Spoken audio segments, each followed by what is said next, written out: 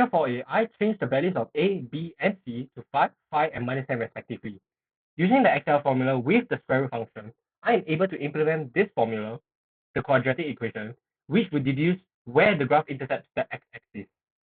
For question 4b, I first factor out a from the quadratic equation, so all terms now inside the bracket are divided by a. Now, in order to get the vertex form, I have to do completing the square to find h and k.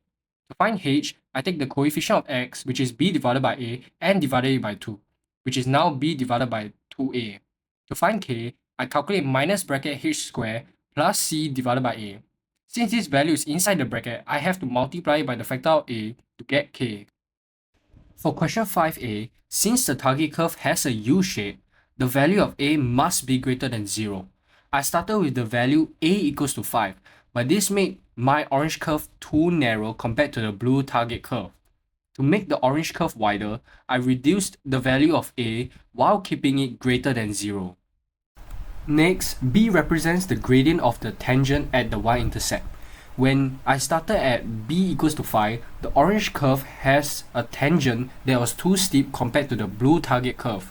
By reducing the value of b, the tangent becomes less steep, so the orange curve becomes less tilted and moves closer to the blue target curve. Next, c represents where the graph intercepts the y-axis. As the blue target curve intercepts the y-axis above -5, I will have to change the c value to higher than -5. However, as you can see from my orange curve, it is still narrower than the target curve. This means that I will have to test lower numbers of a to get the orange curve to fit onto the target curve. For question 5b, I am given the exact coordinates of x and y on the target curve. Since the quadratic equation is y equals to ax squared plus bx plus c, the unknown values are the coefficient a, b, and c. Then, I take 3 points on the target curve to solve for the 3 equations as there are 3 unknown values. Firstly, by substituting x equals to 0 and y equals to -4.645 into the quadratic equation, I can find that c is equals to -4.645. The same goes for the other 2 equations where I substitute the x and y values to find the simplest equation. Next, I use simultaneous equation to solve for the values of a and b. Using the difference of the equations 2 and 3, I can find that b is equals to 0.782 through the Excel formulas.